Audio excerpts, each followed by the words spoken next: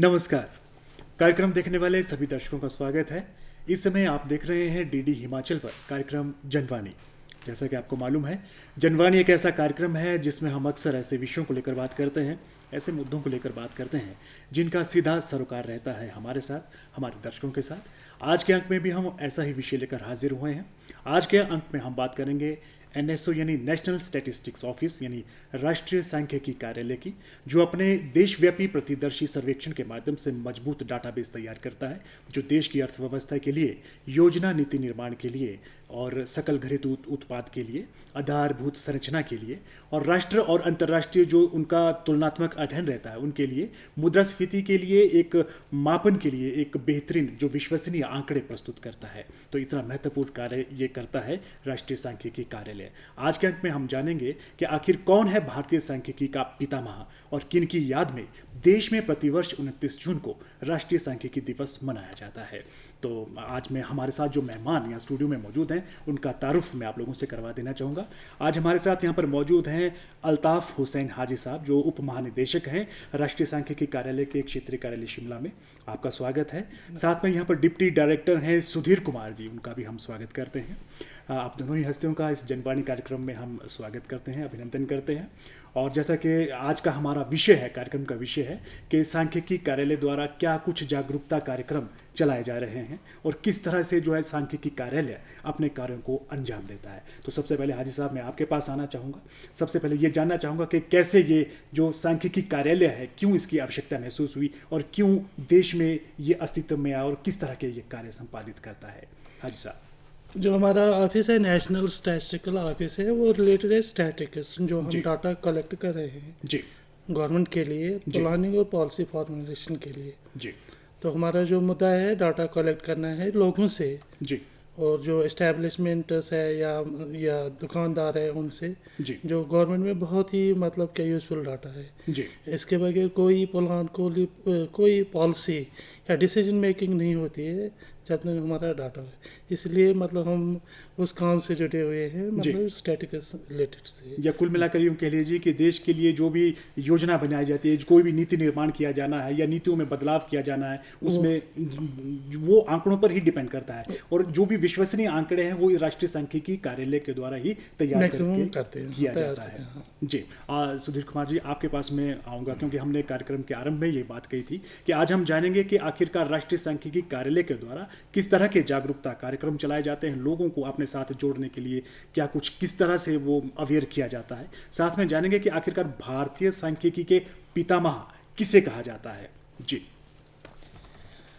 भारतीय सांख्यिकी के पितामह पीसी महलानोबिस, जिनका पूरा नाम प्रकाश चंद्र महलानोबिस है, जी, उनको कहा जाता है। जी, और उनके सांख्यिकी के क्षेत्र में योगदान को देखते हुए उनको ये नाम दिया है। जी, जैसे कोई पिता अपने बच्चे को शुरू से अपनी मेहनत से सींच के पाल के बड़ा करता है, यही काम उन्होंने भारत में सांख्यिकी के लिए किया है। जी, तो भारत के वो महान सांख्यिकीविद हैं और 29 जून 1893 को उनका जन्म हुआ था कलकत्ता में। जी, तो सांख्यिकी में उनके योगदान को याद करने के लिए ही उनके जन्म दिवस को सांख्यिकी दिवस के रूप में मनाते हैं। जी, जहाँ तक अवेयरनेस का, जागरूकता का सवाल है, जी, हमारा जो डाटा है जी, वो नीति निर्माण के लिए काम आता है। जी, और नीति निर्माण तभी सक्सेसफुल होगा अगर हमारे डाटा की क्वालिटी सही होगी। जी,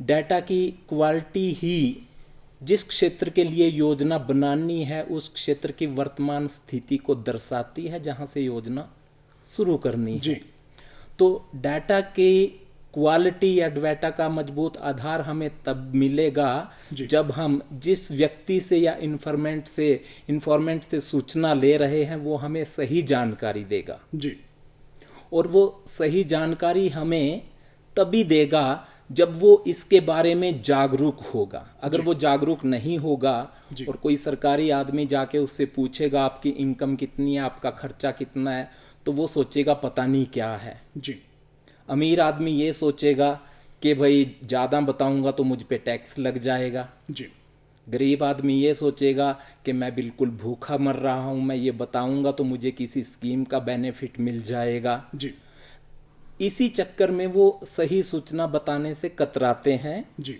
और अपने फायदे के हिसाब से सूचना को तोड़ मरोड़ के बताते हैं। जी और अगर ऐसा होता है तो इस आधार पे हमारी नीतियां कामयाब नहीं हो सकती। जी, कुल मिला के अगर सरकार के द्वारा कोई भी योजना, कोई भी जी। नीति बनाई जाती है, जी। वो सकारात्मक परिणाम तभी दे सकती है अगर सही आंकड़े, जी। जो कार्य क्षेत्र में से सही आंकड़े सही मायने में सरकार तक आते हैं, तभी वो जो नीति है उसका निर्धारण उस प्रकार से किया जाता जी, है जी, ताकि बिल्कुल। वो अपना सही ढंग से लाभार्थियों तक वो नीति पहुंच सके। जी।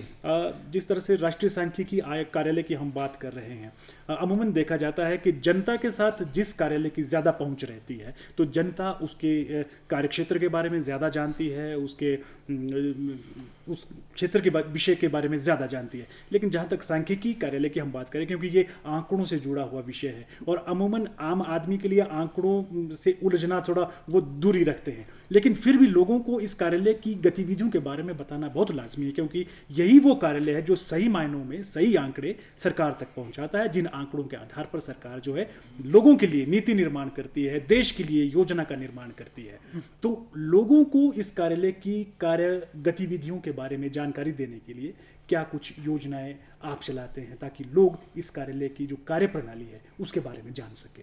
मैं ये मतलब यहाँ बताना चाहता हूँ कि जो नेशनल स्टैटिस्टिकल ऑफिस है जी, ये भी मतलब एक कार्यालय मतलब है government of India under the minister of statistics programme implementation. जी, बहुत ही मतलब क्या यूज़फुल काम कर रहे हैं गवर्नमेंट के लिए।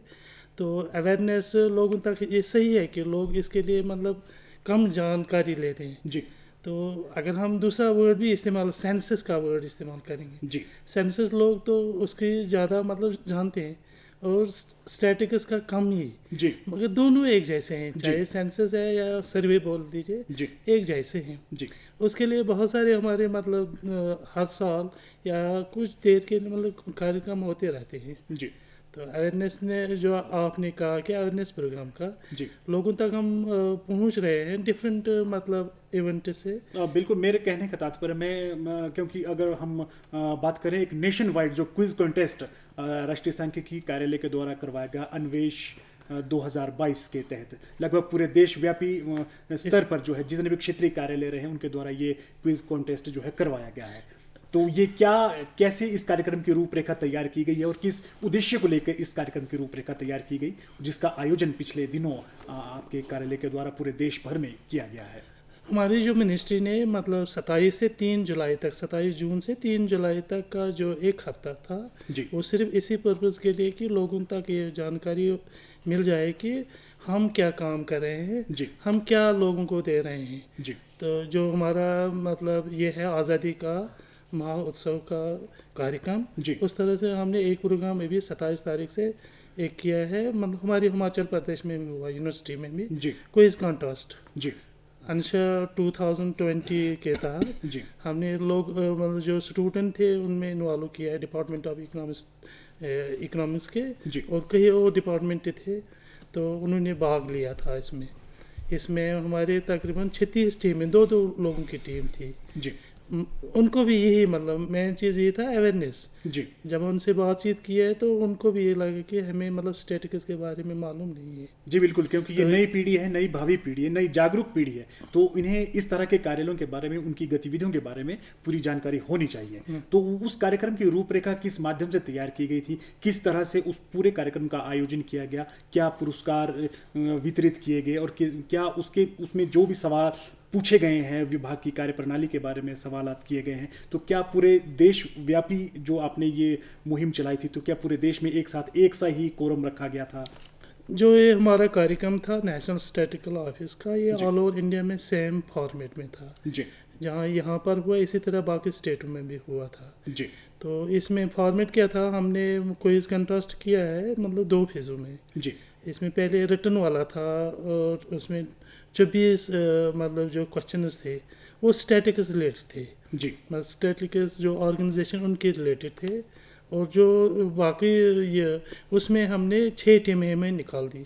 जी, 6 टीमें मतलब फाइनल राउंड में बैठकर उनको भी 36 क्वेश्चन दे दिया, वो भी स्टैटिक से रिलेटेड थी। जी नॉट ओनली मतलब हमारी कंट्री के बल्कि जो वर्ल्ड के भी कुछ क्वेश्चन उसमें जी उसमें बहुत ही मतलब बड़ा बड़ा चढ़ कर मतलब जो बच्चों ने हिस्सा ले लिया, जी बहुत इंटरेस्ट ले लिया। जी मतलब उसमें कंपटीशन में क्या हमने अवार्ड भी रखे थे हर रीजन में, जो हमारे से प्रदेश रीजन या दूसरे रीजन में भी। जी उसमें हमने कैश अवार्ड भी रखा था 5,000 का, जो पहले नंबर पर आ जाएगा, सेकंड पर तो 3,000 के लिए, जी और थर्ड पर 2,000 के लिए। जी मगर तीनों को हम मेडल भी दिए, हमने मेडल के साथ साथ उनकी सर्टिफिकेट भी दे दिए। जी जो जितने भी पार्टिसिपेंट थे उनको सब हमने सर्टिफिकेट दी।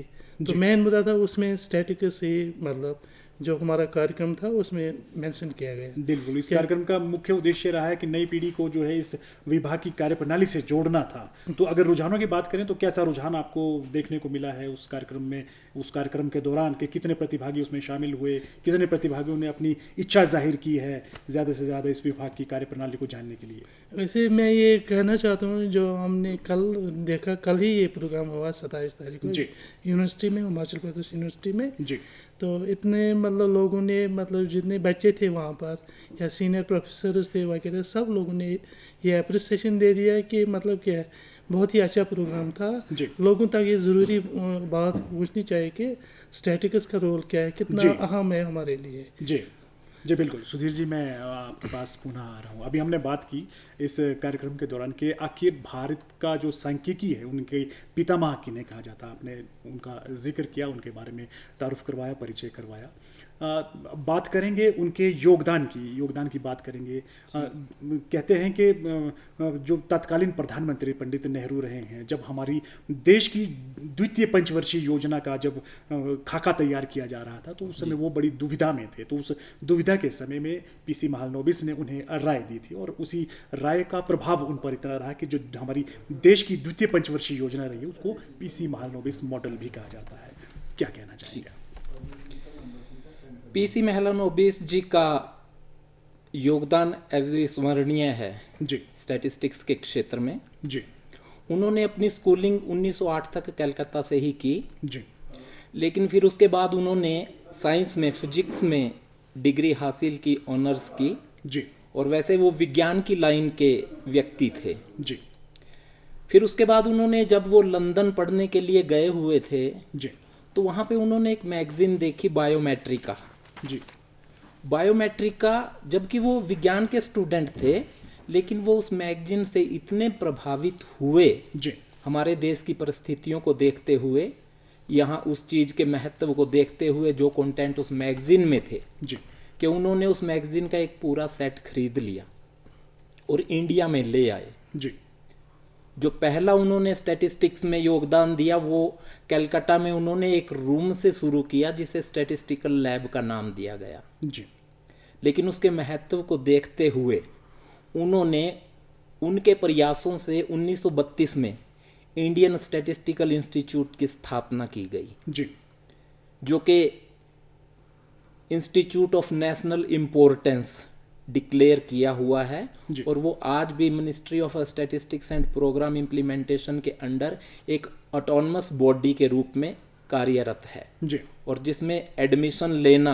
किसी भी स्टूडेंट के लिए आज की तारीख में भी गरिमा का विषय है। जी उसके बाद 1933 से उन्होंने एक जर्नल शुरू किया जिसका नाम था इंडियन जर्नल ऑफ स्टैटिस्टिक्स। जी फिर इससे आगे कदम बढ़ाते हुए उन्होंने 1937 में भारत के लिए जी लार्ज स्केल सैंपल सर्वे का कंसेप्ट लेके आए, जी और house hold consumer expenditure first time 1937 में उन्होंने ही किया था। जी इसके साथ ही उन्होंने लोगों की टी हैबिट्स पे भी एक लार्ज स्केल सर्वे किया।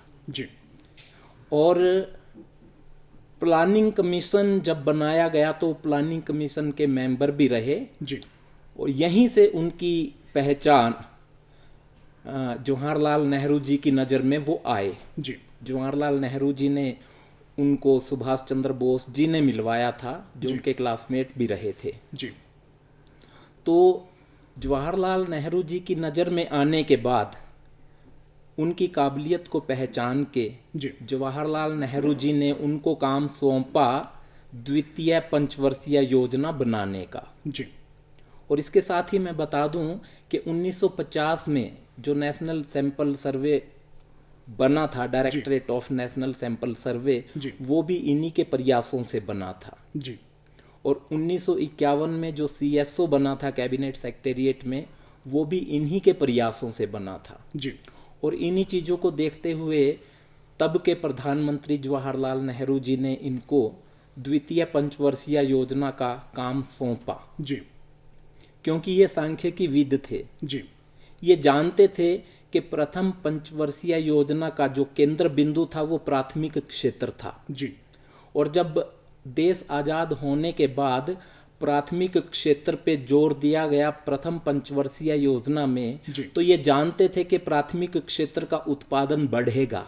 जी और ये भी जानते थे कि उस उत्पादन को खपाने के लिए डिमांड की भी जरूरत पड़ेगी। अगर डिमांड नहीं होगी तो मंदी का सामना करना पड़ सकता है। जी और दूसरा, देश आज़ाद हुआ तो इन्होंने ये समझ लिया कि देश को अपने पैरों पे खड़ा करने के लिए सबसे पहली ज़रूरत है आधारभूत संरचना और आधारभूत उद्योगों को स्थापित करना। जी उससे देश की आधारिक संरचना तो मजबूत होगी ही, जी लेकिन जब इतने बड़े लार्ज स्केल पे कंस्ट्रक्शन एक्टिविटीज चलेंगी जी तो उसमें लोगों को रोजगार भी मिलेगा।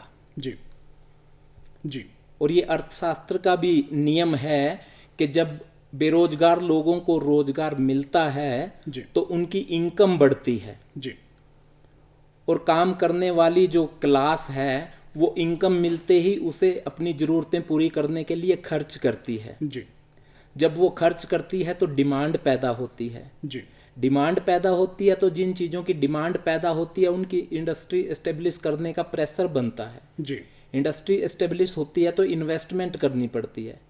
इन्वेस्टमेंट करते हैं तो फिर से लोगों को रोजगार मिलता है। जी तो एक विकास का चक्कर शुरू हो जाता है आधारभूत उद्योगों के शुरुआत करने से। जी तो इनको ये पता था कि जब डिमांड पूरी होगी तो प्राथमिक क्षेत्र का जो उत्पादन है वो भी यूज में आ जाएगा, उसके लिए भी डिमांड पैदा होगी। जी और आगे जो मल्टीप्लायर है डिमांड और सप्लाई का देश में वो शुरू हो जाएगा, और उसको पूरा करने के लिए आधारभूत उद्योगों का एक ढांचा भी खड़ा हो जाएगा जिसके दम पे बाकी वर्षों में देश विकास करता रहेगा। जी तो इसलिए उन्होंने फिर द्वितीय पंचवर्षीय योजना का मॉडल बनाया। जी द्वितीय पंचवर्षीय योजना को महालोनोबिस प्लान भी कहते हैं, जी। और महालोनोबिस मॉडल पे वो आधारित थी। जी उसमें यही दिखाया गया था कि कैसे मैक्सिमम सस्टेनेबल ग्रोथ को हासिल किया जाए, पहला लक्ष्य ये था। जी और दूसरा लक्ष्य ये था कि जो लिमिटेड रिसोर्सेज और फंड हैं जी उनका इकोनॉमी के डिफरेंट सेक्टर्स में जी ऑप्टिमम एलोकेशन कैसे किया जाए जी। ताकि क्षेत्रों में असमानता भी पैदा ना हो। जी तो ये उनका योगदान हमारी इकोनॉमी में और देश में रहा, जी और इसीलिए उनको पितामह कहा जाता है, सांख्यिकी का पितामह सांख्यिकी कहा जाता है। जी। उनके इस अभूतपूर्व योगदान का ही परिणाम है कि प्रतिवर्ष जो राष्ट्र है 29 जून को जो है राष्ट्रीय सांख्यिकी दिवस के रूप में मनाता है। जी। लेकिन राष्ट्रीय सांख्यिकी दिवस मनाने के अगर पूछा जाए कि कब से इस दिवस को जो है राष्ट्रीय सांख्यिकी दिवस मनाया जाता रहा है, ये सर कब से शुरू किया? ये 2007 से उन्होंने मतलब हमारे जो कंट्री में शुरू जी। हुआ है। जी तो इसका मेन मुद्दा है जो अवेयरनेस ही प्रोग्राम है, जी जो बच्चों तक, जो यंगर जनरेशन है जी उन तक ये बात पहुंचनी चाहिए कि स्टैटिस्टिक्स का क्या रोल है जी इन प्लानिंग पॉलिसी फॉर्मिंग। ये मेन मुद्दा है, जी और हर साल अपना अपना एक थीम होता है। जी बिल्कुल, मैं इसी उसमें आ रहा था क्योंकि हर वर्ष किसी न किसी दिवस का एक थीम रहता है। अगर हम इस बार की 29 जून के जो मनाया जा रहा है सांख्यिकी दिवस, उसके थीम के बारे में अगर कहेंगे कि इस बार क्या विशेष थीम लेकर आ रहे हैं? देखो, इस वक्त जो इम्पोर्टेंट इशू है not only in our country जी but through in the world, जी that is sustainable development goals. जी तो उसी में पिछले 2-3 सालों से उसी के थीम्स आते जी।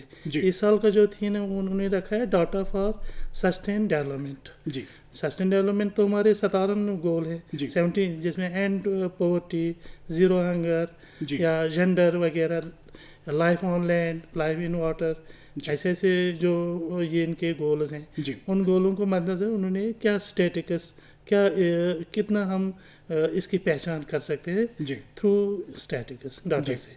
तो इसमें मेन मुद्दा है जो हमारी मिनिस्ट्री है, जी। इसमें भी एक दो सर्वेज हम कर रहे हैं। जी मतलब एक कैम्स है, इसको कंप्रहेंसिव एनुअल मॉड्यूलर सर्वेज। जी इसमें बहुत सारे इंडिकेटर्स हैं, स्टैटिस्टिकल इंडिकेटर्स है जो हम हाउस होल्डर से जी। लेकर ताकि वो इंडिकेटर्स जो टारगेट्स हमारे हैं सस्टेन डेवलपमेंट गोल के, जी उनकी मतलब पहचान के लिए, इनको अचीवमेंट जी हासिल करने के लिए मतलब हमें योगदान देता है। जी तो इस साल यही मुद्दा है जो हमारा स्टैटिकस है, वो कितना हमारा रोल है सस्टेन डेवलपमेंट गोल में। जी तो ये मेन मुद्दा है इस साल का, जी हमारा डाटा फॉर सस्टेन डेवलपमेंट। और हम यही इस साल मनाते हैं, हम कल भी मनाते हैं। हमने टाइप किया है यूनिवर्सिटी के साथ, फिर हिमाचल प्रदेश यूनिवर्सिटी के जैसे साथ। बिल्कुल आपने कहा कि सांख्यिकी कार्यालय के द्वारा पूरे सप्ताह भर में कई तरह के कार्यक्रम आयोजित किए जा रहेंगे। पिछले कल से आपने ये जो है श्रृंखला शुरू की है,